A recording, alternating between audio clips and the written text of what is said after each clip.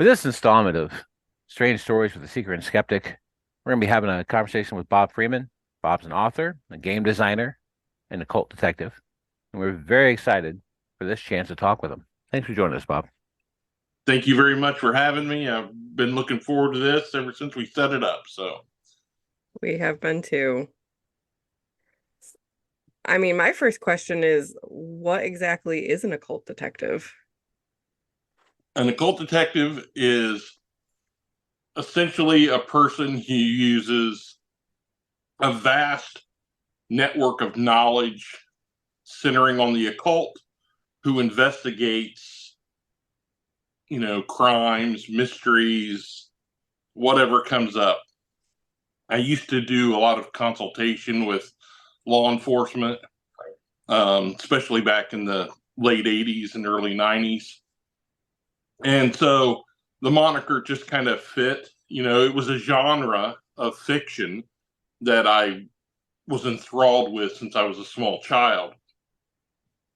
And I always just gravitated towards that type of investigative process, and I've always used a wide range of esoteric skills, to help me in all sorts of endeavors. So, Where did that start for you? What was it when you were like a kid? Were you an adult? Like, where's this all begin well, for you? The occult detective aspect of it began. It would have been like 1986, and we were hanging out at a place called the Mississinawa Reservoir, and there was a shelter house that my friends and I used to hang out. And we're sitting there one night, and I was reading tarot cards for some friends. We had candles burning, and we used to go out there and do rituals and such. But coming out of the woods, we see this flashlight, and they approached, and it was a conservation officer. And he, of course, this was during the satanic panic.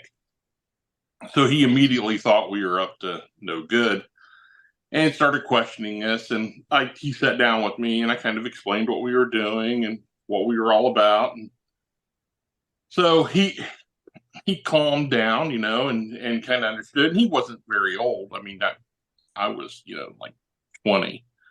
So he was probably 26, 28, somewhere in that neighborhood. But so as he became more comfortable with us, he says, "So do you want to see something?" And we're like, okay. So me and my best friend, we follow him into the woods, and he takes us back to a clearing where there was this, it looked like a murder scene, right? There was a pentagram inscribed on the ground. There was a campfire nearby that. There was a cat that had been crucified, and there was all kinds of strange writings and stuff, And he says, "Well, what can you tell me about this?" So I looked it over, and I explained to him, it's kids up to no good, but this is all just the kind of stuff that you would see in movies. It's just shock value. It's probably kids came out to scare some other kids, and there was an Ozzy Osbourne set tape discarded nearby, and so he's like, "Well, you seem to know a lot about this stuff. If anything comes up, can I call on you?" And so that's where that started. So, but my interest in the occult began as when I was a really little kid. I was always fascinated with like horror movies and like Pearl Kolchak, the Night Stalker, and all that kind of stuff. I loved Hammer horror films and Universal monsters, King Kong, the whole bit. And my dad kind of got me into UFOs and Bigfoot and all that sort of thing, because he had grown up in Arkansas, so they had the Bogey Creek monster down there and Rawhead Rex and all these great urban legends, and he used to tell me those stories. So there was a graveyard of not very far from where we lived. We lived in a trailer on the corner of my grandparents' farm. And there was a great urban legend around that cemetery. See, so it used to have a fence around it with a gate. And whenever a woman would approach the gate, it would swing open and they would walk through. If a man approached it, the gate would swing open, and then just before they get through it, the gate would swing and hit them. So, so everybody would go out there, all the young kids and stuff, like teenagers.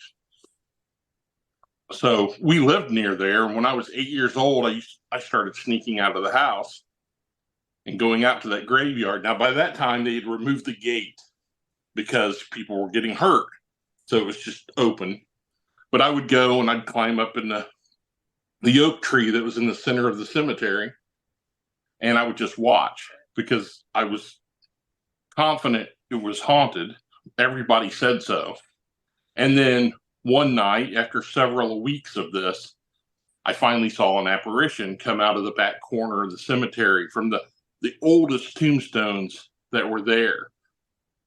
And it was like a kind of a female apparition, and it just moved across, like coming right towards the tree. And I'm freaking out, of course. And then it just dissipated and was gone. So, and then, I didn't see it again after that. But it certainly cemented it in my mind, and it just set me on a course of a lifelong interest. And then it wasn't long after that, I'd been staying at my father's parents' house. I used to sleep upstairs. And my great-grandmother had been put in a nursing home. So all her stuff was in this bedroom where I would stay, like old steamer trunks and all this stuff. So I would root through it, of course, being a curious kid. And in one of those trunks, I found all these like astrological charts and all these strange books and stuff. And one of them was a tract by Manly Palmer Hall called Unseen Forces. And the book was all about how to conjure elemental spirits and the dweller of the threshold and just all this stuff. And I'm reading it, and it dawned on me that, so all this stuff that I kind of thought was fantasy is real.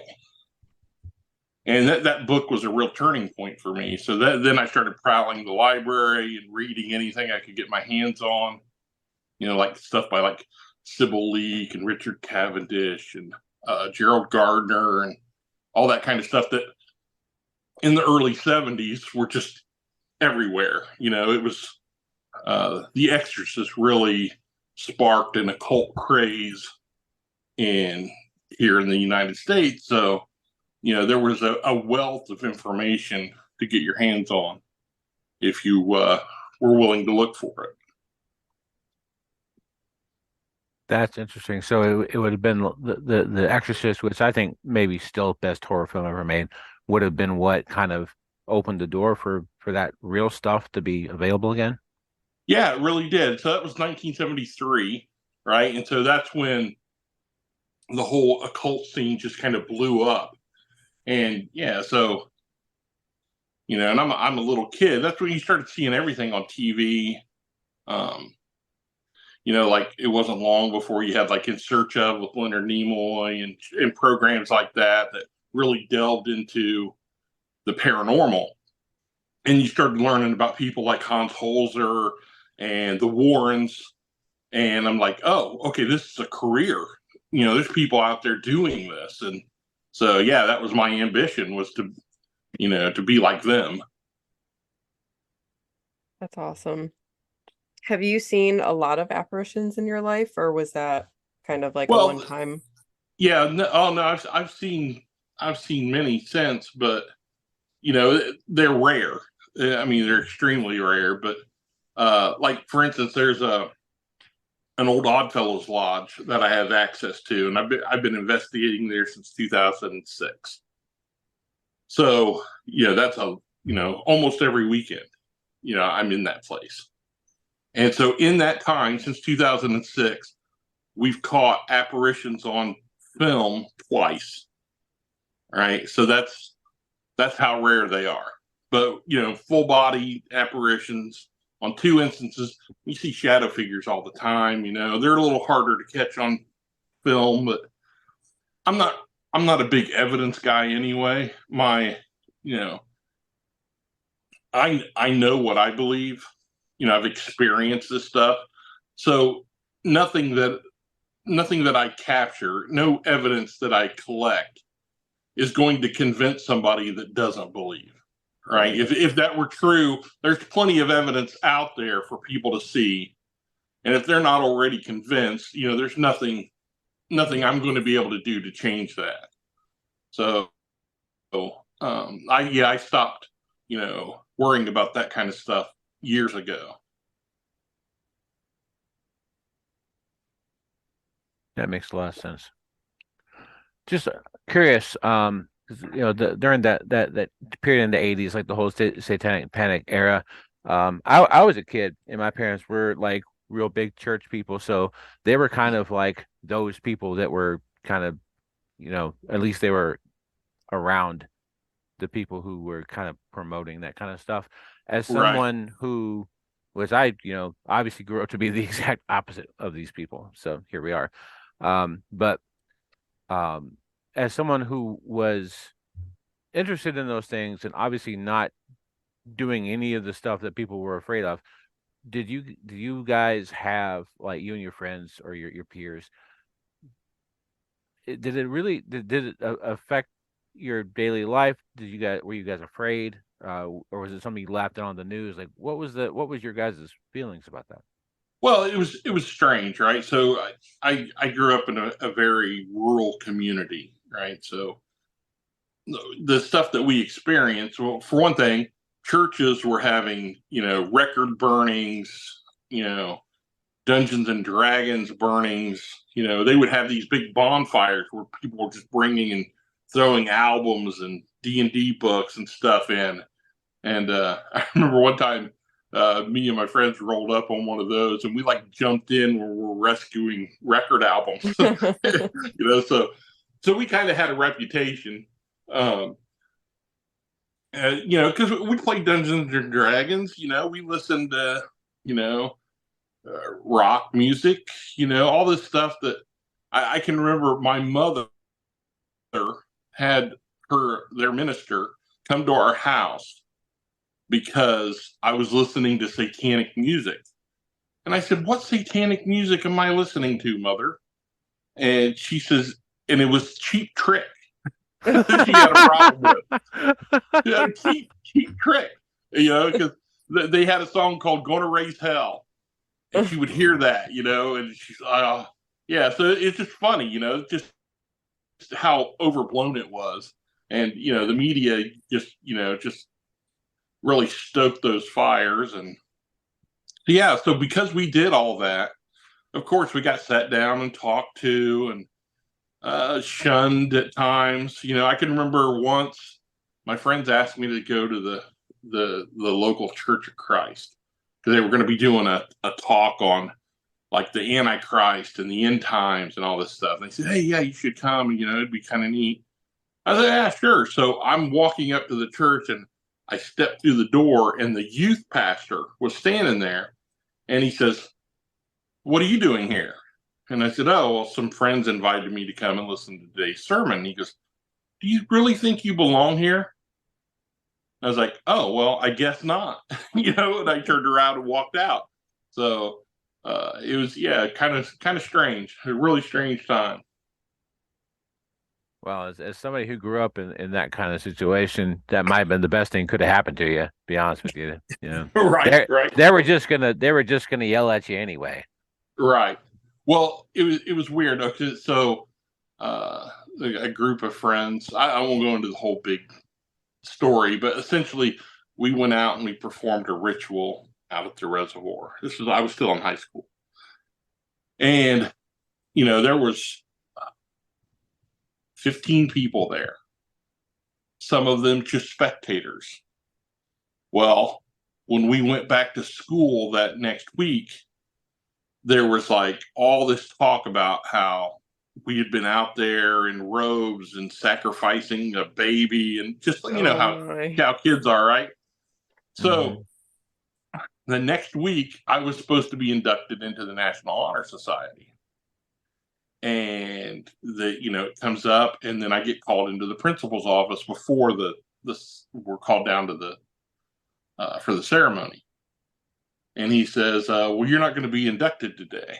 And I said, well, why not? And he says, well, because one of the tenets of the award is that you're a person of good standing, and things that you have done have come to light. So we don't think that you're a good candidate. So I was like devastated, right? And because I'm like 17 years old. And so I leave the office and I run into one of my favorite teachers, and I tell him what just happened. And he said, you wait right here. And so he went and got a couple other teachers that were very fond of me. And they all went in and kind of had a big argument with the principal. And then they called me back in and said, okay, you'll be inducted. They've all stood up for your character. So that was nice. Yeah. But still, the mere fact that, I got called before the principal over, something so silly, Yeah. And then, if you think about it, you think about like, the West Memphis 3 thing, right?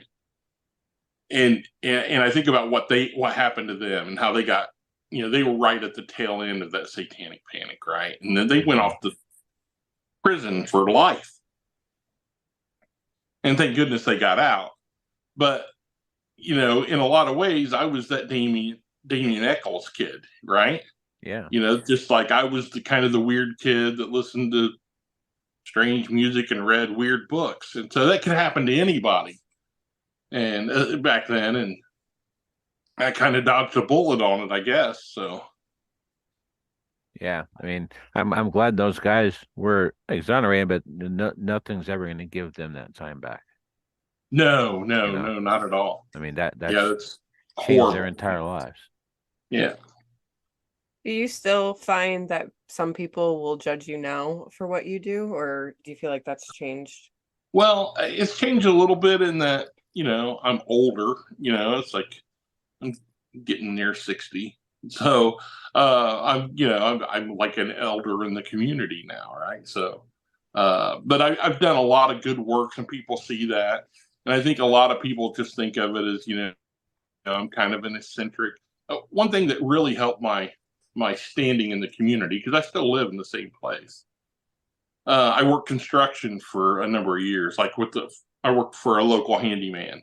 And so I was in their houses all the time, and they got to know me, and, they realized, and my father was a very popular person in the community. So I think they saw it as, that guy, he writes weird stories and he's into that weird stuff, but, he's basically a good guy, right? So, and I think that's the way that always plays out. It's your true character shines through, regardless of you being, interested in things that are different, if you will. Yeah, that doesn't change, the fact that deep down you're a good person, right? And I think, I was able to change a lot of people's attitudes on that kind of stuff. That's awesome, man. Just out of curiosity, what was the actual ritual you guys were doing? Well, of course, we were using the Necronomicon, Okay. the little ace paperback, and we were doing the Conjuration of the Watcher.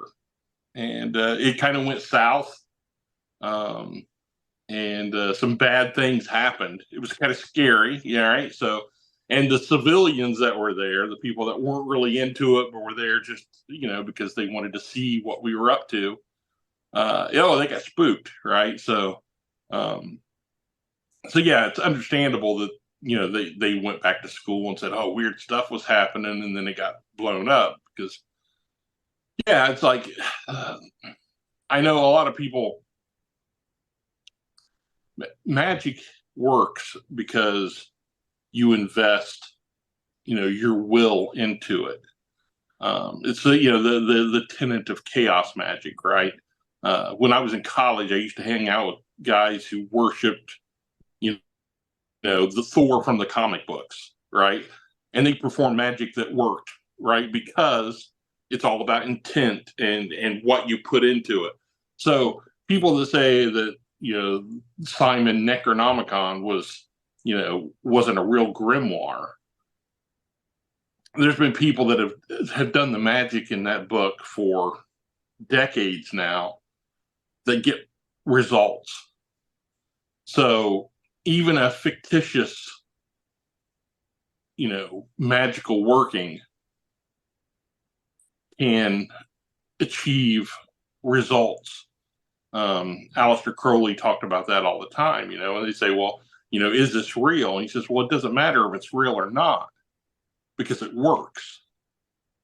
Right? And that's the way magic is. Human belief is very powerful. It is indeed. Robert Anton Wilson said, whatever the thinker thinks, the prover proves. Yeah. I'm a huge fan of the writings of Robert Anton Wilson. I think the first book I read by him was Prometheus Rising, and then I started reading the Illuminatus, and so he's just a very witty man. For sure. Very. I just finished Prometheus Rising yesterday. Oh, nice.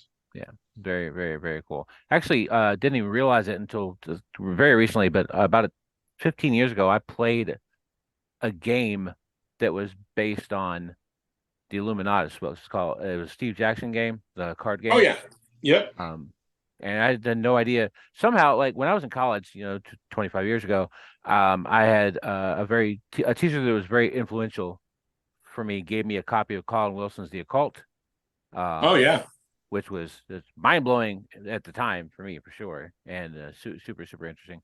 But he also, like in classes I had with him, he had us read the electrical acid test and Ginsburg stuff, and all these things. But somehow he never mentioned, and through the rest of my life up until about 6 months ago, I have missed Robert Anton Wilson altogether somehow. Oh wow, yeah, that's a good rabbit hole to go down. So I read Cosmic Trigger 1 like 3 months ago, and then just now Prometheus, and just the way he writes and the things he says puts into words things that I've thought for a very long time. So I think we're just gonna start handing people copies of Cosmic Trigger and be like, this is what I think. If I can comes as close as I can to explaining what I might think about something. Yeah, and how our brains work. It's such a profound work. Yes. I'm envious that you're just discovering him because it was a real eye opener for me. So. And just his the way he turns the phrase is just the guy was a genius. So are you both practitioners or you just have an interest?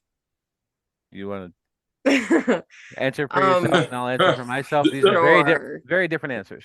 Yeah. That was very nervous laughter there. So. Yeah. So I'm a Reiki master. I believe in manifesting, just like what you said of like, really it's about your intention and how you're kind of directing the flow of energy. I don't really follow like a specific path, but definitely do different practices to try to co-create my reality. I think the closest term that I could put on myself at this point in my life, after spending years divesting myself of a lot of untrue things that were in my brain because of the upbringing that I had, is I would consider myself to be a novice occult philosopher. I'm really interested in all of it. I believe people's experiences. I love collecting stories of this stuff. I believe in that. I believe that all the Crowley stuff about Will is some of the most important stuff that he said, and people miss that a lot, I think. And I think that a lot of the stuff that works for people. I've had enough weird experiences in my life not to close any doors on almost anything, because of things I've seen throughout my life that I spent most of my life trying to distance myself from because it didn't fit what I wanted the world to be. But it's best to let the world be what it is. Right. Embrace what's around you and manipulate what you can. I mean, I think we discussed this. My personal belief is, that we are spiritual beings, and that the reason we manifest in this world is so that we can experience physicality, so that we can touch the table, so we can, walk on the dirt, and that's why there are spirits that are hungry, to cross over, because they want that. They're envious of that flesh, right? The meat suit that you're riding around in. It's just a vehicle. And the spirit is eternal. And which is why I think we come back again and again, or at least have the option to do so. And it's for this tactile existence that you don't get on the other side. Right? It's yeah. So I say this all the time is and it's kind of something I picked up from Stan Lee, right? So Stan Lee once was talking about the Thor, and he says, Thor can have all the adventures he wants in Asgard, but every once in a while he has to come back down to Earth and take a whooping from the absorbing man, right?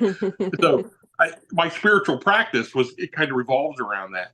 You do stuff, and and you're all about expanding the mind and experiencing the multiverse and all the wonders that it possesses. But you can't lose sight of the fact that you're here for a reason, and that's to experience existence in this, in this form that has limitations, but that can experience things in ways that spirit just cannot. And so you need that balance. I definitely agree with that. I think that, like you said, the physicality of it, just even the emotional experiences, the lessons that come with that, I think there's definitely a lot of reasons why we incarnate into these meat suits. Right. I mean, you just like this year alone has just been a crazy roller coaster for me, right? So I've had the highest of highs and the lowest of lows. And, I sit back and I reflect on it, and it's just, it's, people say, "Hey, how are you doing? How are you handling it?" It's like, this is what life is, right? My brother died just a couple of months ago, my younger brother. And, it's like, oh, that's devastating. But, it is, if you live long enough, you're going to lose people. Mm-hmm. The thing is you're not really losing them, right? They're still there. They've just returned to the cosmos. And, you have to find that, you grieve, but at the same time, you have to feel kind of happy for them, right? They've shed the flesh. They're back to exploring the universe, without limitation. So, but it's rough. So that's how Definitely. you get through it. Absolutely. I'm definitely sorry for your loss, but I agree with you. I think that people who tend to have more of a spiritual connection do navigate grief I don't want to say in a better way, but in a different way, because you can see what's beyond that physical life, that there is more. Well, that was one of the things that always bothered me about Christianity. And I've never been a Christian, all right. Although I went to church as a kid, my parents were devout. My grandparents were devout. But you would go to a funeral and people would just be beside themselves, just distraught and crying and just, just on the verge of collapse. And I'm like, don't you believe they're going to heaven? Shouldn't you be Right. kind of happy? It's like, Yeah. I mean, yes, you're sad for the loss, but shouldn't you be, and you never see that. They're always Yeah. just like, oh no, and they're so afraid to die. Mm-hmm. And I'm not saying you should look forward to it, but it's a part of, it's the bargain you make. You're born, you're gonna die. And if you believe that there is something beyond this world, then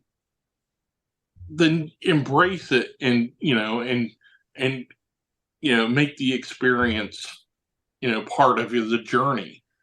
But that's hard. I mean, everybody is at different states of their understanding of the way things work. And I have to remind myself of that. Mm-hmm. Yeah. Some people just aren't ready. Right. Well, also, and I say this as someone who was, again, raised within that specific religion, to the point where I came very close to going to seminary, in a very different life. Um, the the God that the Christians talk about is not a very nice person. He's Right. he's scary as hell, and Yeah. it makes sense to me as someone who has read more of their book than most of them ever would consider, and really know where all that stuff comes from. Um, it in recent years, I've heard multiple people refer to Christianity as a death cult, and I don't think that's wrong. That it Yeah. very much is, it revolves around the death of someone who they claim existed, based on a very violent method to appease a very violent deity. So if I believe that, when I did believe that, I was afraid, and they all are. And now that I have, and I mean, I was on. If I'm honest with myself, and I try to be honest with myself whenever I can be, I tried to believe because the people around me expected it. That was the culture I lived in, and there were expectations set to me.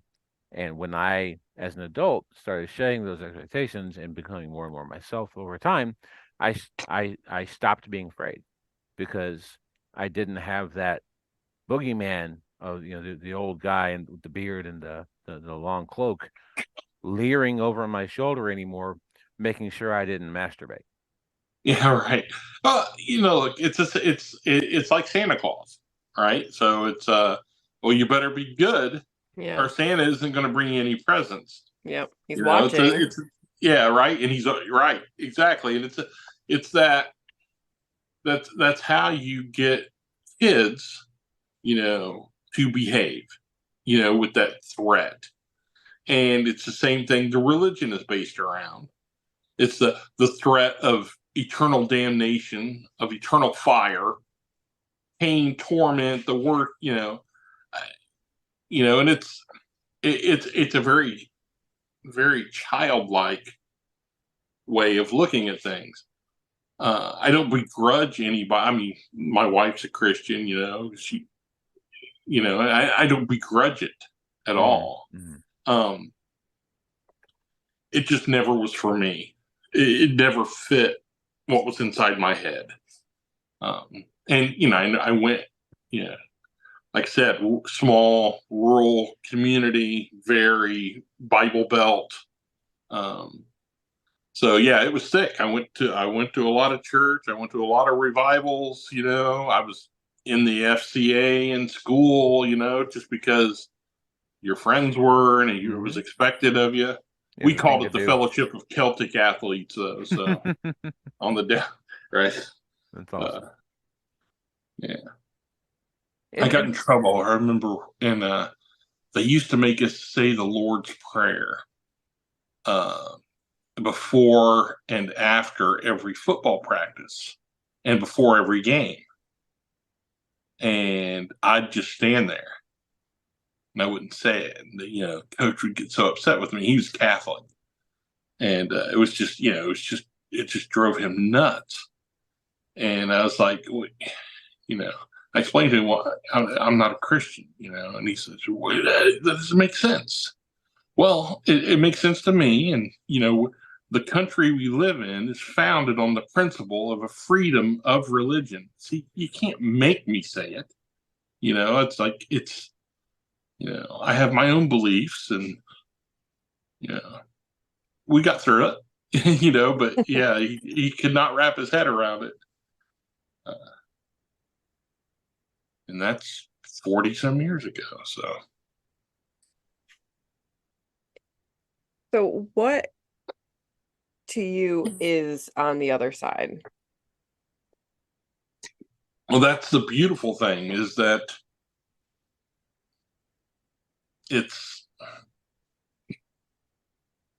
I don't think there is anything. There's no thing necessarily. Mm-hmm. It is, a place of infinite thought, right?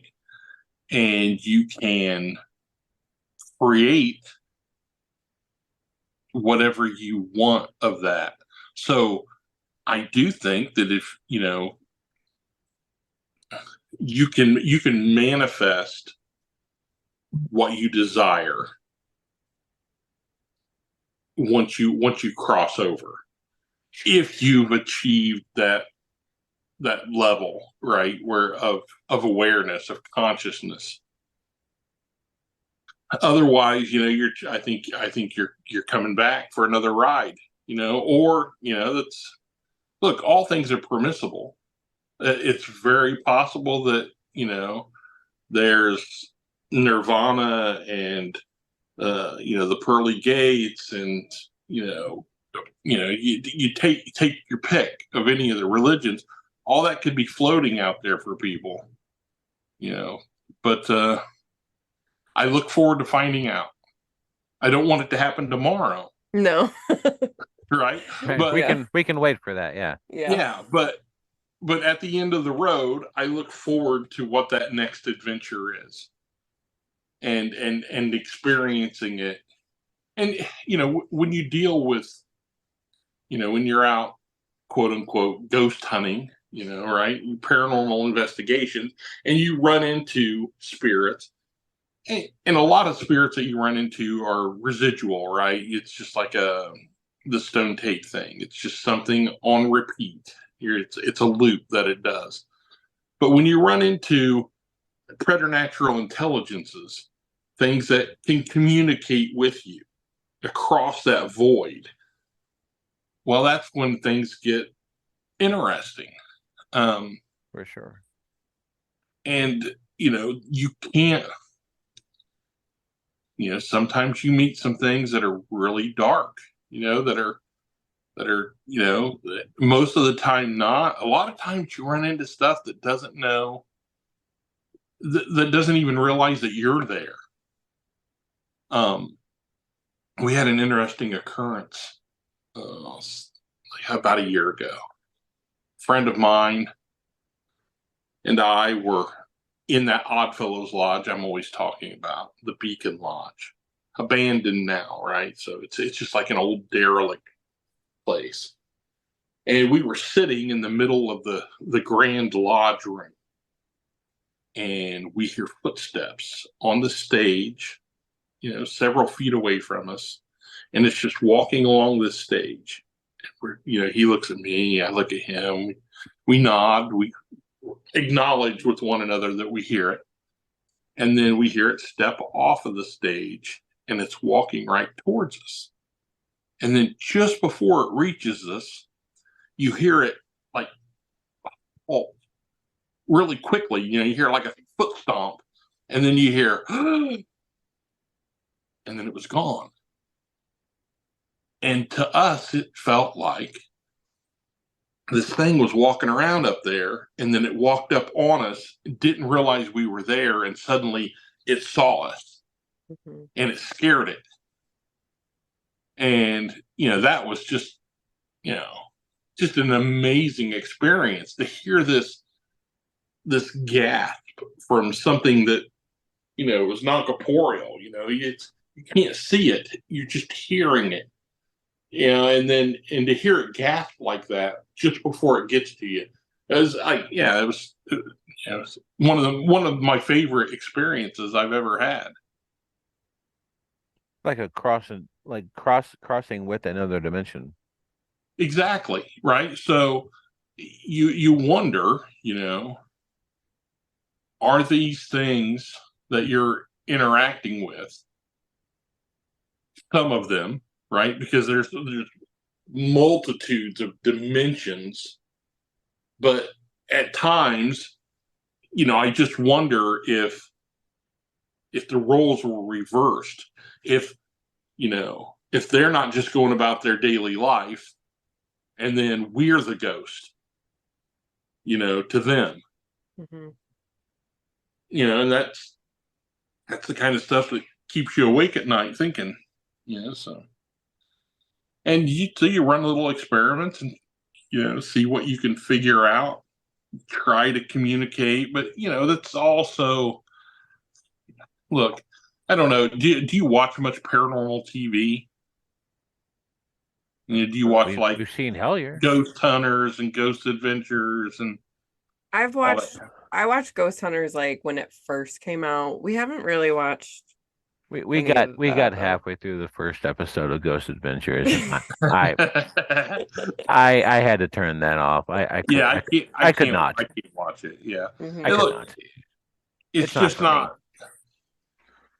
It's entertainment television, right? Yeah. So they're putting on a show. Now, I know a lot of people that are in TV and do this stuff. I know a lot of those people, and they're legit investigators, but TV pays the bills, and they're not faking evidence. Some do, obviously, but the people I know, they're not. But they use certain tools that are expected of them because they look good on TV, your K2 meters and all that kind of stuff.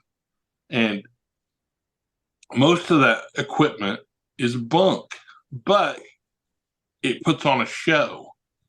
And so I spend a lot of time with other investigating groups, right? So like I open up different locations, I take people on tours, and they all investigate pretty much in the same way. They investigate like they see on TV. And it in a lot of ways, they're like cosplaying paranormal investigators as opposed to, because it's rare that you meet those people that think outside the box and are trying to, do things in a different manner. So I appreciate the ones I do run across, and they're out there, people that are, legitimately interested. But the people that go around all these hotspot locations, the ones that have been on TV, and it's fun, to go visit a place like that. But you're not really going to, it's more of a thrill ride, right? You're not going to learn anything from visiting a place once every year or two. To really experience the paranormal, you need a location that you can go to again and again and again, because you need to become intimate with the entities that reside within that place.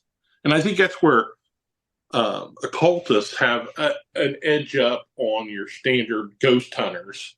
You couldn't see me doing the bunny ears, but but they have that leg up because occultists, ceremonial magicians, their bread and butter is is invoking and evoking spirits and communicating with preternatural intelligences.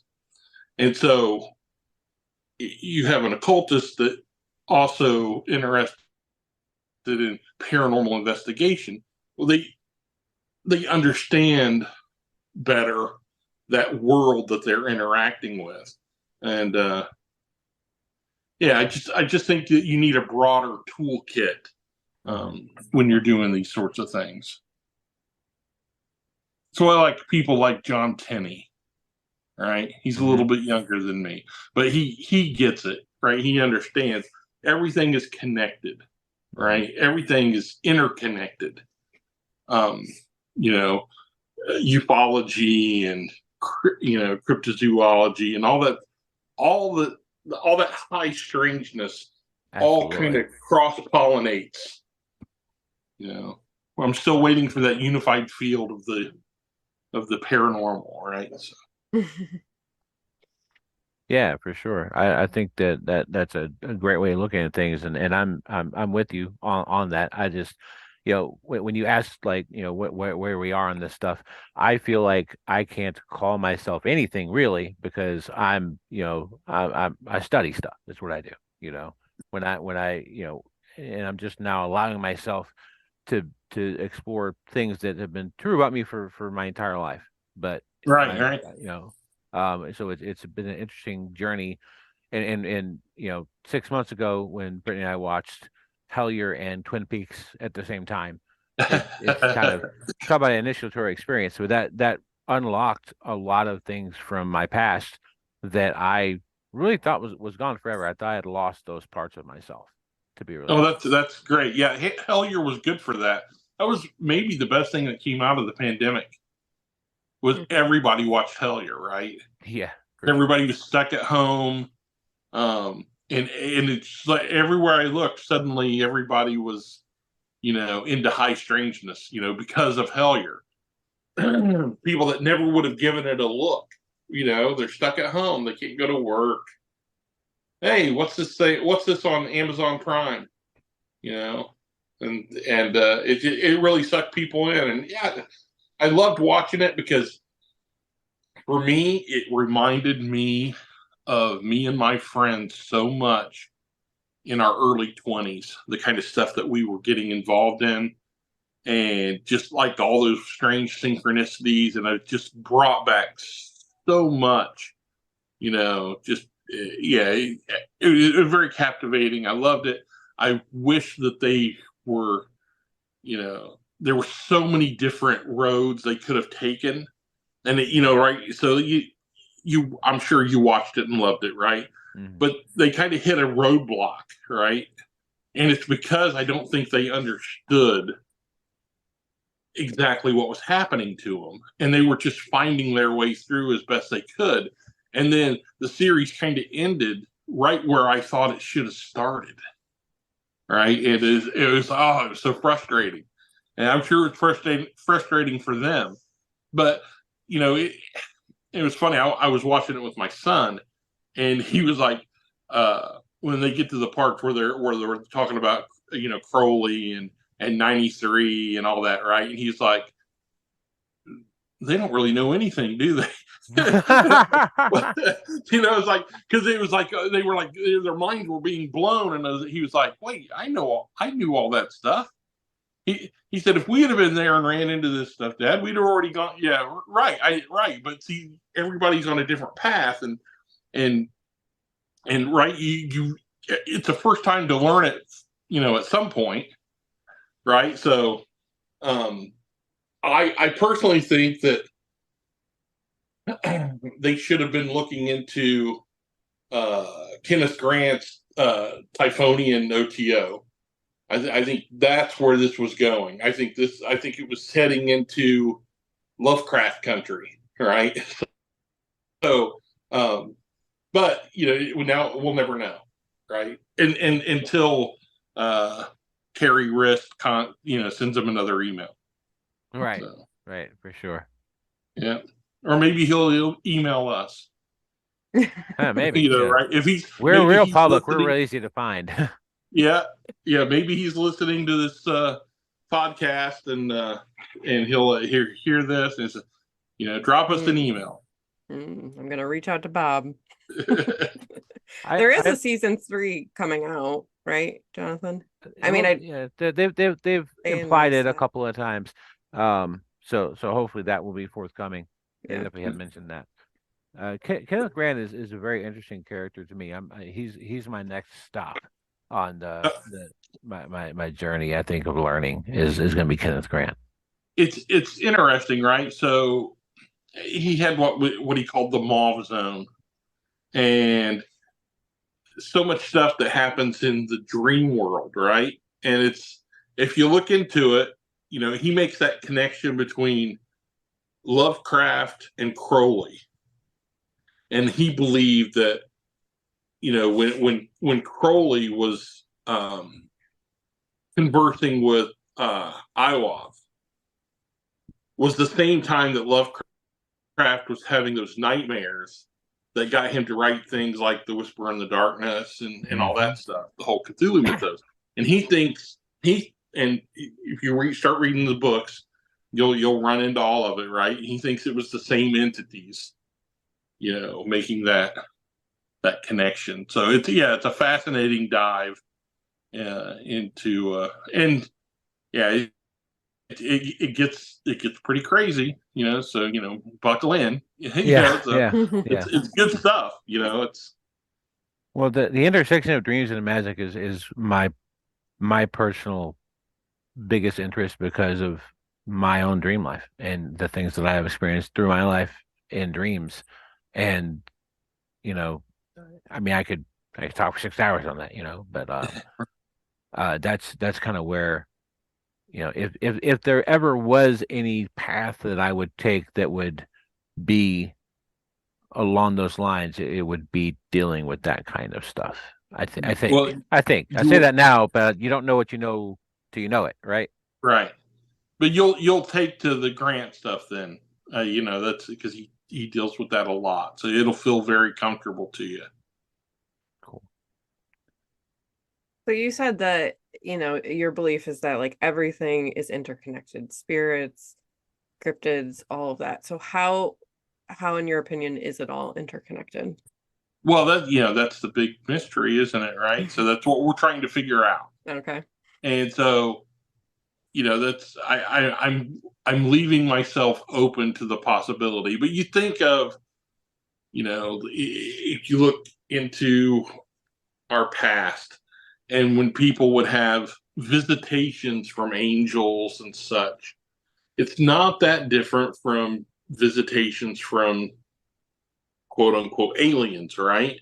For sure. So I think it's all the same experience, and our brains kind of create what we see, right? We see it the way that we can best comprehend it. I mean, if you think about it, grays did not exist until, have you ever seen the painting of Lamb or the drawing of Lamb? Yeah, I have Brittany. Aleister Crowley's, You yeah, should right. look that up. It's Well, wild. It's a gray, right? And it was not long after that the grays entered the public consciousness. And that's, you should read up that whole Amalantra working. That whole thing was fascinating, where he's conversing with a wizard. From yeah, it's fascinating stuff, right? So it just takes you down another rabbit hole, that shows that the reality that we are experiencing is far stranger than most people realize. And most people never even see it, right? It can be right in front of their face and they walk right past it. But people like us, we take note. We recognize, the the strangeness that's around us, and we catalog it, and we chase it, because we want to know the nuts and bolts. For sure. It always is kind of wild to me how there are people within different parts of like greater esoterica, for lack of a better phrase, that kind of feel like their part of esoterica is the only part that's real and everything else is crap. Like Right. my best experience with that has been like people who just like, I only believe in Bigfoot. I really Right. believe in Bigfoot. It's real, but everything else is garbage. Right. Yeah. Bigfoot. And it's just like how are you gonna like obviously anyone who's actually had any real experience with almost any of these things has had experiences with two or three different kinds of things. Or Right. you've had no experiences at all. And I think that most of the Right. people who have no experience at all, the majority of them, realistically, they don't want to. And because they don't want to, they're never gonna see it. It's the same way with with paranormal investigators, ghost hunters, that and they're the people that I'm around the most in the real world. I converse with all kinds of people online, but in the Mhm. the day to day people that I interact with, and you run into people all the time that ghosts are a specific thing to them, right? And they never even consider other entities. They don't consider elementals or the fae. You know, and they think, oh, that's silly. Uh, Well, it is until you've interacted with them, right? So, For uh, sure. Or Jen. yeah, but so everybody comes at it, with a bias at first. Hmm. That's like I knew people that to them every ghost was a demon, because I've they're known very those people. they're very devout. Hmm. So if you die, you're going to heaven, right? So if there's a ghost here, they're either in hell or in heaven. So what oh, well, these are demons trying to trick you. And so they're approaching every haunting like that. And it's like, well, I can't work with you people. Yeah. It's like Yeah. you're wearing me out. So, Those are the people that tend to call themselves demonologists. And every time I hear that word, my eyes just involuntarily roll back into my head to the point of right. pain. I cannot deal with anyone who calls themselves a demonologist. None of them Right. know what they're talking about. Yeah.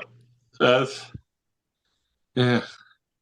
I'm sure Brittany is sick of hearing me rant about. Yeah, I can't wait Uh, to interview a demonologist on here. I am open call right now. Anybody in the sound of my voice is or knows someone who calls himself a demonologist, I would be more than happy for you, sir, ma'am, or other, to come on our podcast and have a conversation with me. I will be as civil as I know how to be, and we will talk it out until we're both blue in the face. I can understand it, right? Because such things exist. And Sure. so it is their area of expertise and interest. And so therefore that's what they're looking for. And a demonologist to me is a guy that's sitting at home by his phone, waiting for that phone call. Ding. You're like Batman. It's like, we got a demon. Okay, I'm on my way. Right? He's the exorcist guy that shows up, at the, because otherwise, I mean, they're not everywhere, right? So, but I like the idea of them. I want those people out there in case I need to call. Yeah. Yeah, let's hope we never have to call. I've never ran into anything that was, bigger than I could, chew, but Mhm. there's always the possibility. Let me ask you, I'm curious with all of the investigations that you've done, I what is your take on the Estes method? Is that a thing you use? Is that a thing you agree with, don't agree with? What's your thought on that? Okay, spirit boxes in and of themselves, right? Hmm. It's a tool, and the science behind it is as far from. I mean, it's. I think that the Estes method and spirit boxes in general deal more with the subconscious of the investigator than with the, you know, paranormal in a location. And that's not a bad thing. I've done the Estes method, and I've always found it to be very revelatory, but it's telling you things about yourself more than anything else. And so it's a useful tool in that regard, because it's tapping into your subconscious, and it's opening you up. It opens up that gateway. It offers you a different vehicle for expression, and you can get useful information from that, because we are all tapped into the same consciousness, right? If you study, Carl Jung, right? It's all one big collective soup that we're all tied into, in ways that we cannot know. And so if you come at it from that perspective, I'm all for it. That's what I'm expecting to get out of it. It's like a strange form of meditation. And and you'll get all kinds of strange synchronicities that happen, and it's a wonderful thing. But to say that you're communicating with, the ghost in that location, that to me is doubtful. But you are communicating with something larger. You're communicating with yourself in a sense, if that makes any sense. Definitely. Well, now I want to try it more than I did before I asked that question. That's much more interesting than anybody else is saying it's going on there, for sure. Right. It's, right. You can do it, sitting at home. You don't have to be in some weird location. And you're going to get the same thing out of it. And record it and then see what it triggers inside of you. It's fascinating. I mean, it isn't the majority of this figuring out more stuff about yourself anyway? Like, Yeah, exactly. It's like I always say, I'm investigating the paranormal to collect stories about myself, stories about the people that I'm with, and the stories of the entities that I'm interacting with. Right? It's all about stories. It's like, as a writer, I understand the power of a story, whether it's a fiction or nonfiction. And we make those stories a part of us, and when we create a story together, well, that's even better, right? So, that interaction with one another in these situations, we're creating, things that are worthwhile. And we learn about ourselves. We learn about, our friends, our colleagues, and we learn about things that we can't even see. That's what I'm in it for. why we started this podcast. Yeah. So what are your practices to connect or commune with spiritual beings? A lot of times it depends on the location, right? So and anymore I'm there more as a guide for other people. So I try to let them do their thing, and then just kind of be helpful. But I'm big on nature spirits. Where I live, where I live was the last reservation in Indiana. So there's a rich Native American heritage here. And they communicated with all these spirits that most, investigators ignore. This rich history of, 1,000 years of interactions that these people had with these spirits of the land. And so a lot of my practice centers around that, connecting with the land spirits, spirits of the streams, the forest, And so I make offerings and, try to create a safe space, where we can interact.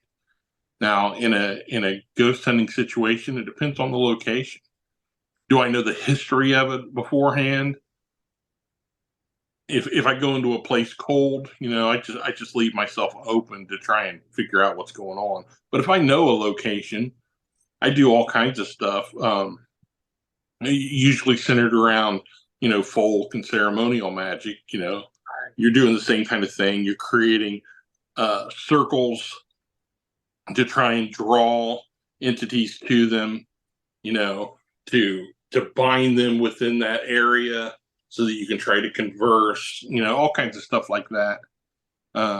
You try, like I've said before, you try to have a very vast toolkit so that you can assess the situation and have something, useful to use depending on what type of entity you're interacting with. Very interesting.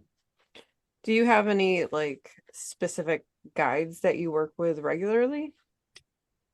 You mean spirit guides? Yeah. No, I do not. Yeah, I'm not that type. I'm not like a medium. Hmm. I don't have any of that toolkit. But I have a highly honed spidey sense. Like I have those feelers out, and I can sense when I'm in the presence of something, and I've learned based on the way that you feel that kind of flow of energy, just what you might be dealing with. You begin over time, you start to recognize, oh, this is like a fire elemental, so you can feel the heat, that sort of thing. So um, I like to work with mediums, though. Hmm. People that, and of course, they're very hit or miss. But there's some people that are just, you're very, very comfortable with, and you interact well with certain people. Like Michelle Bellinger's terrific. I enjoy talking with her, and um, there's some local people that I work with, and they can, again, they're tapping into something, and they may not be 100% correct because they're interpreting images and stuff that they're actually seeing. Hmm. And so I don't have that sight, that aspect of it. So so what they're seeing, they're trying to interpret these images that are flowing at them. And so that gives me an opportunity through their description to try and match it with what I'm feeling, and get a clearer picture. And then like, okay, just to give you an example, one place that we used to investigate all the time, there were these entities that you interacted with that were like children. And they would, particularly like females, and they would come up and they would grab their fingers, and squeeze their hand. And, through communicating with them, they gave the impression that they were children.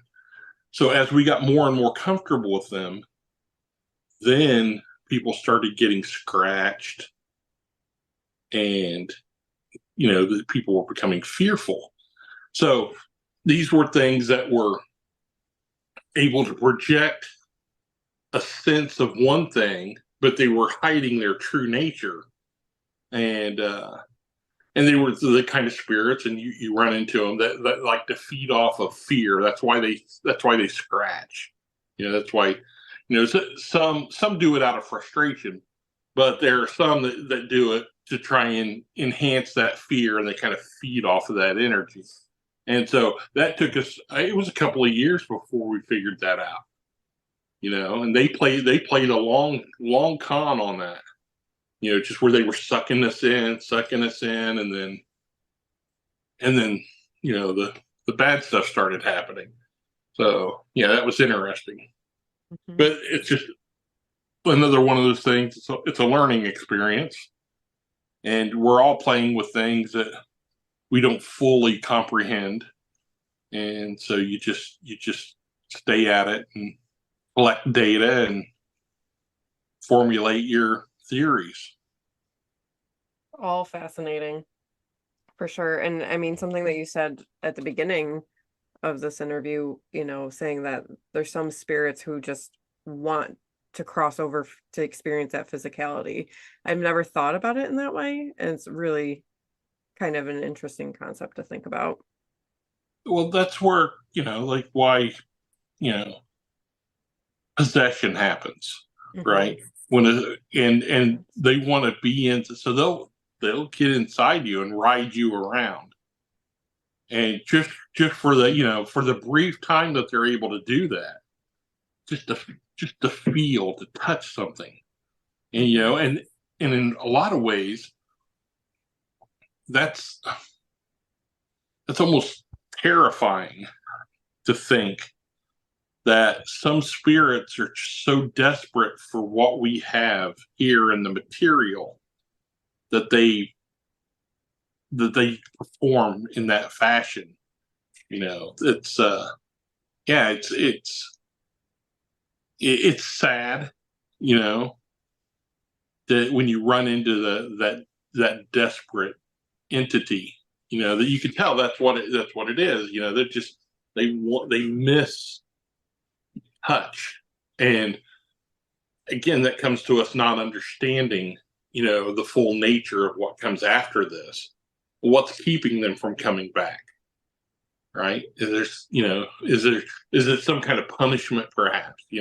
Self-inflicted, I believe, but is it like where they did something so terrible when they were here that they can't manifest again?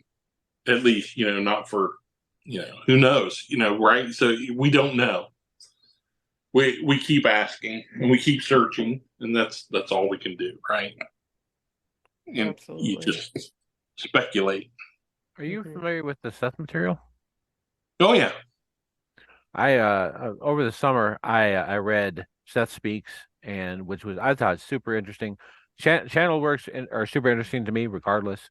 But one of the things that's mentioned in Seth Speaks is the idea that after you die, after you leave, there's a time, and the time varies depending on how strong of a spirit you are, I guess.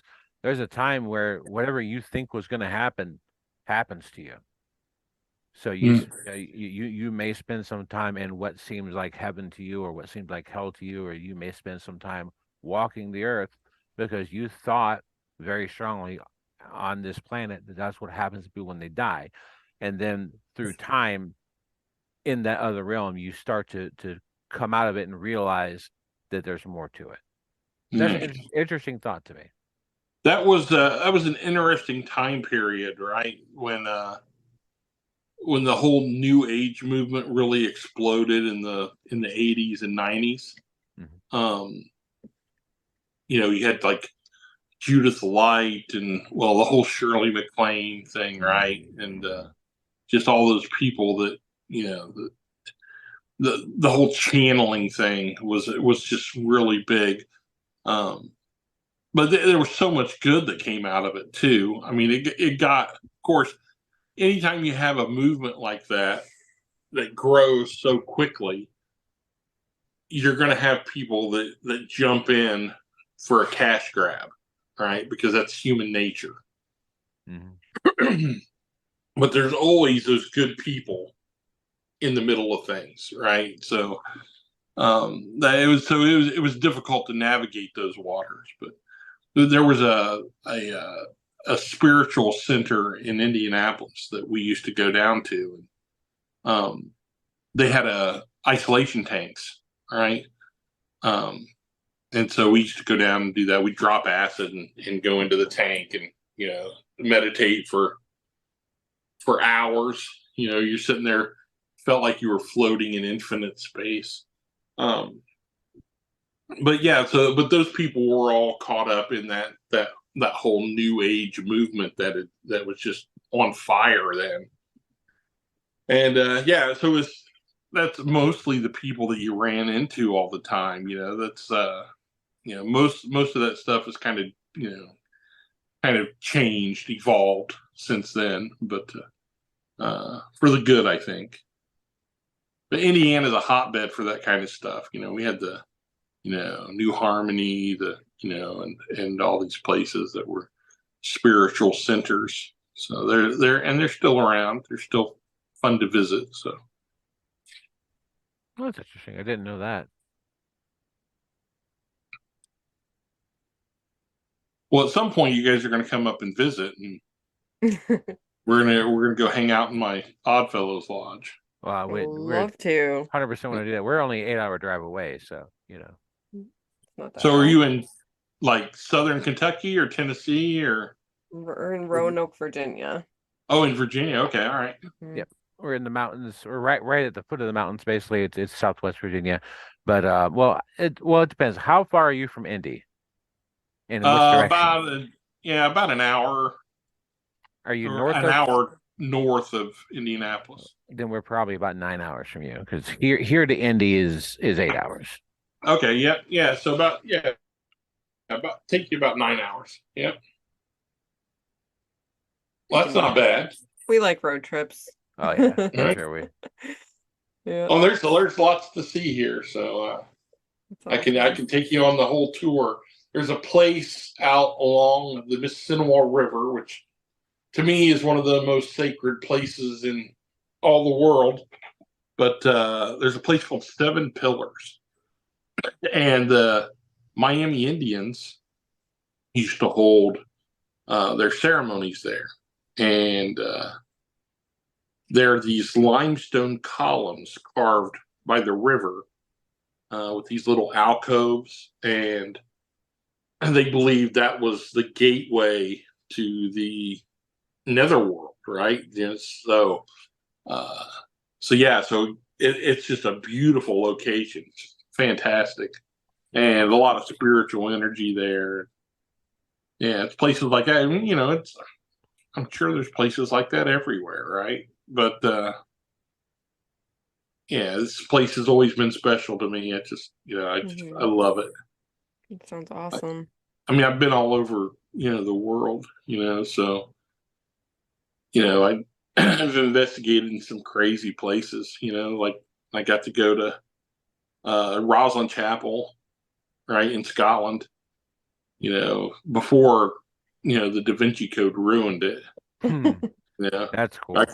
When my wife and I went there in early 2001, we show up, and I'm just chomping at the bit because I've been wanting to see this place, for years. And so we take the bus from Edinburgh out to Roslin, and we walk up the long lane and go up to the place, and they got a little gift center and stuff. And so they say, "Well, you want to tour the place?" And I was like, I said, "Well, can we just go in on our own?" And they say, "Oh yeah, sure. If you're familiar, then go right ahead." Because we're the only people there, so we had the run of the place, all to ourselves. So we're just like in there, and it was just amazing. I'm walking around making sketches of all the different idols that are carved into the walls, and you have the apprentice pillar, and the master's pillar, and it was amazing. We were even able to go into the basement. I mean, we had the run of the place. Wow. And if you were to go there today, you're going to show up, and there's going to be 1,000 people there, all going in, and you're going to be led by a guide person who's explaining, well, this is an effigy of the god Odin, and over here is a Freemason symbol, and this, and they're going to be walking you through and explaining all this stuff, and then you're going to look at it and take your pictures, and then you're going to leave, and it's just like, Not the same we were just immensely lucky, right? And so, thanks, Dan Brown. Thanks, Dan Brown, for shining a stupid light on that place. I mean, you would have thought, because I mean, he got the idea to write the Da Vinci Code from Holy Blood, Holy Grail, right? And because that's one of the places where I learned everything I did, and that did not drive thousands of people, to visit it every day, thankfully. But people like me, in small numbers, could go there and spend time with that beautiful place. And I did not get any ghost activity there. I was hoping, but I didn't. No manifestations, no apparitions. But you definitely could feel the energy of the place. It was amazing. But I've been lots of places, like that, all over the desert Southwest, and I lived on reses for a while, about 6 months. I took part in Navajo ceremonies, all that kind of stuff. We stayed at Hopi Mesa for like a week, and got to take part in a ceremony where they sent the gods from the mesa back to the mountains, across the desert, and that kind of stuff. I mean, just to experience that, right? So, Yeah. I don't know if you know much about the Hopi, right? But their ceremonies, excuse me, they take young kids and they hold them by the ankles and they suspend them over a cliff, and they grab like an eagle with their bare hands. And so all the kids have these like scars all over their arms, right? But they bring them up and they tether them to each of their houses on top of the mesa, so that the spirit of the animal will become tied in with the family. And then they sacrifice the eagle. Some of them, though, don't find eagles. Some of them had hawk, but still birds of prey. But the eagle was the big get, right? So they'll sacrifice it and then strip the feathers, and they make these wonderful headdresses and capes out of the eagle feathers. And then they go out and they do a dance. And the first day I was there, they were doing a rain dance, and it poured down rain. I wondered, wow, did they really call down the rain, or did they say, "Hey, we're gonna have a rain dance tomorrow," because they listened to the radio and it was supposed to rain? But regardless, it was a wonderful experience. And then at the end of our stay was when we were there for when they sent the gods back, and that was spectacular. So, that kind of stuff. So I've just always been interested in all of it and embrace it as much as I can while I'm here. That's very, very cool. I think that the idea of spirit of place is an interesting thing for sure. I think that there are like what's been interesting to me is I've lived here in Roanoke for about 18 years now. And I grew up in rural central North Carolina, where every second building was haunted. It's like I grew up in a haunted house. Um, and not only that, well, actually, this is something I don't think I've mentioned on an episode before, but Brittany knows about it. I grew up in a house that you would always hear footsteps, lights would turn back on and off, the phone would ring at 3 o'clock in the morning, and no one would be there, or someone would be there and it wasn't a person necessarily. And you'd wake up at 3 o'clock in the morning feeling like someone who had been in the room with you. We lived there for about 3 years in the late 80s, early 90s. About 6 months ago, when we first started going into this stuff, I joined a Facebook group. It's a town called Lumberton, North Carolina. It's right in the middle of the state in the south part. And I joined a Facebook group of people who were like had lived in that town in that time frame.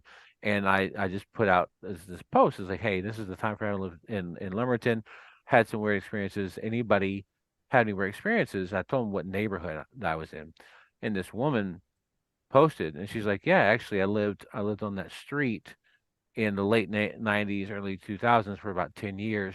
These are the experiences that I had. And I said, well, my address is, I said, well, is it the first house, second house, or third house on that street I mentioned? She said it's the third house coming from the old Pepsi Cola plant. That was my house. Oh wow. And the experiences that she described in that post, I've been trying to get her to come on and do an interview. I hope she does. She says she will, but she says she's very busy, um, which I understand.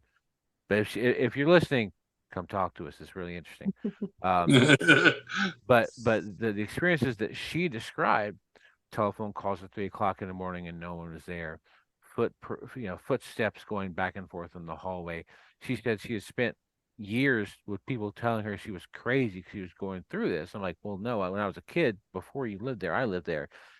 You're describing my childhood. It was the same experiences.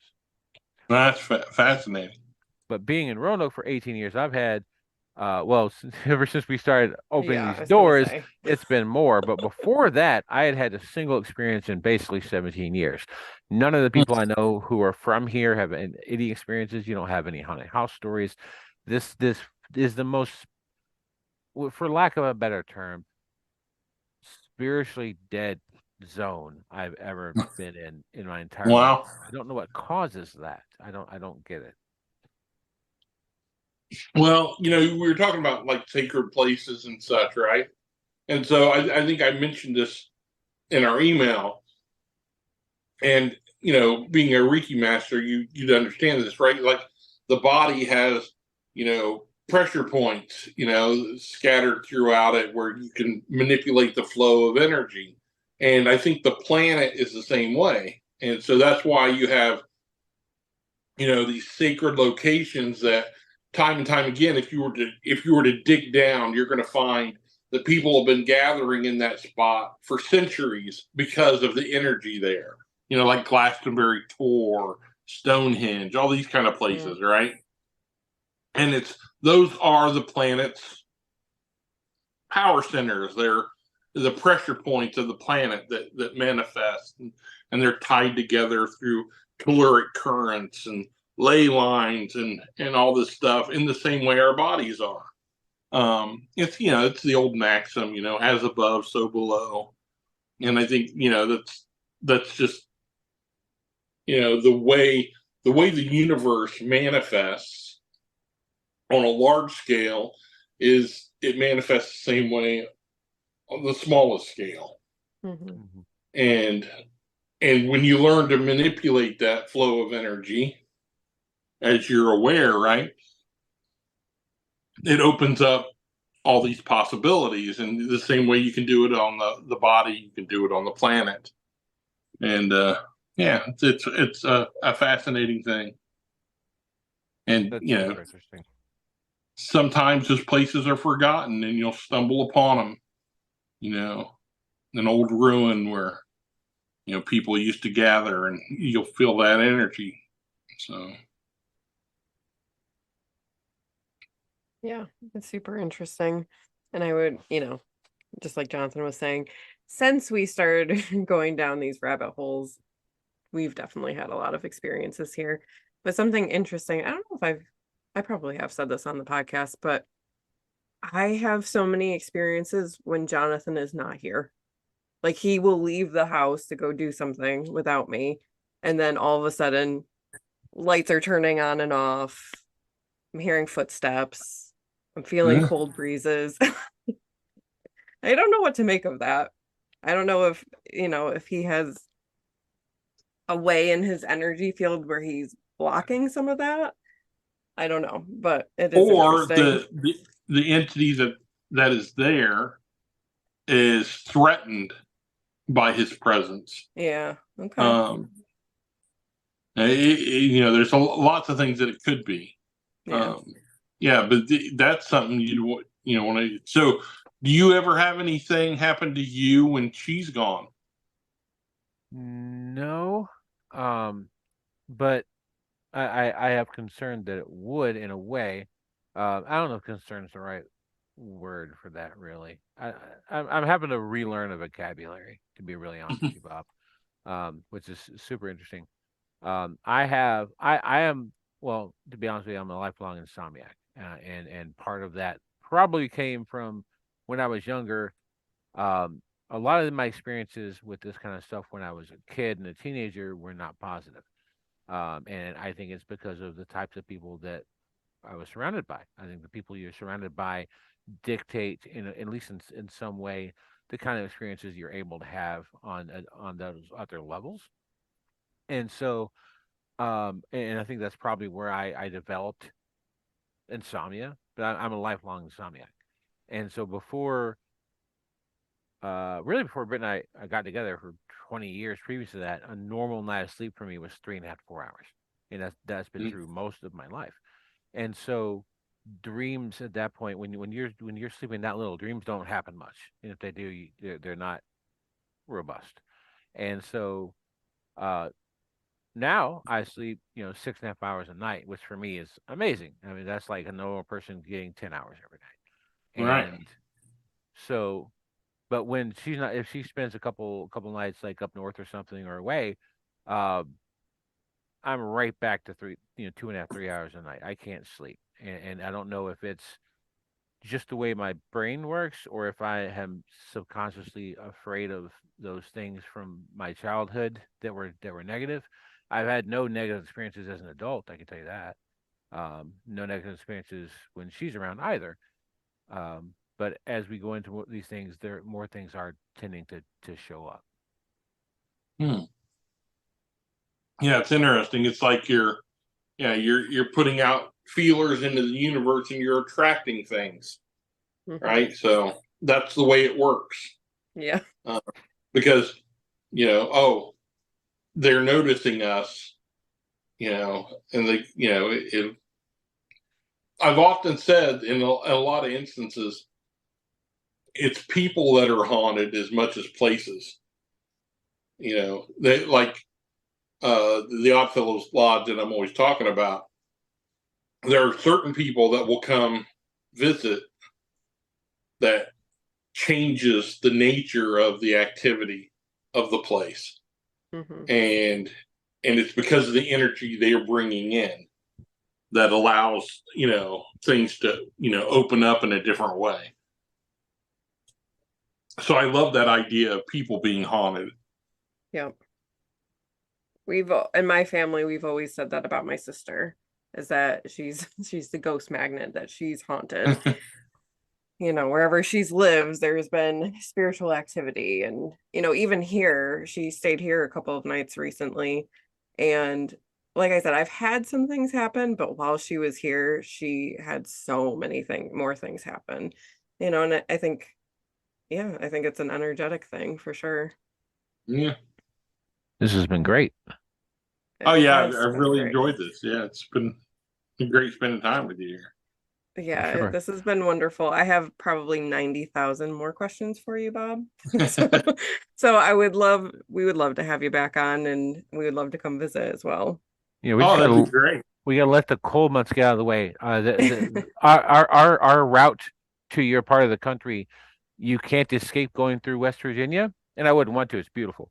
I love West Virginia, but you have to go through West Virginia to hit Ohio, and you have to go through Ohio for better or for worse to go to the rest of the Midwest. So we have Yeah. to wait for the rest of the cold to be more or less done, so it's safe to come see you. Right. Yep. Well, let's shoot for spring then, and Perfect. we'll get you up Absolutely. here and have a good time. And like I said, I've got lots of places to take you. So Awesome. No, yeah, we We really would want love to do that. that, man, for sure. Tell us, tell our listeners where to find some work for you. And I know you're wrapping up Vampirella, right? yep, we have one more issue of Vampirella that drops on January 3rd. So it's been a 4-part miniseries that I co-wrote with Sarah Frazetta, the granddaughter of Frank Frazetta, the That's awesome. godfather of fantasy. And so yeah, that's been, like I said, a real high point for me. And yeah, if you want to find out more, I'm at occultdetective.com, and I'm that occult detective on all social media, Twitter, Instagram, and Facebook, and all that fun stuff. Yeah, and if you have questions, reach out to me, and go to Amazon, buy my books, and leave a review, and you'll make me a very happy man. Yeah. We'll make sure we link all of that in our show notes for sure. Oh yeah. Thank you. Absolutely. Absolutely. Well, thank you so much for taking the time to talk to us. This has been awesome. Yep, it's been my pleasure. All right. Awesome. Thank you, Bob. All right, we'll talk again soon. Yep. We'll Yep, reach out. take See you, care. buddy. Thank you so much for being here. If you have a strange story you want to share with us, email us at seekerandskeptic@gmail.com. We look forward to talking to you soon.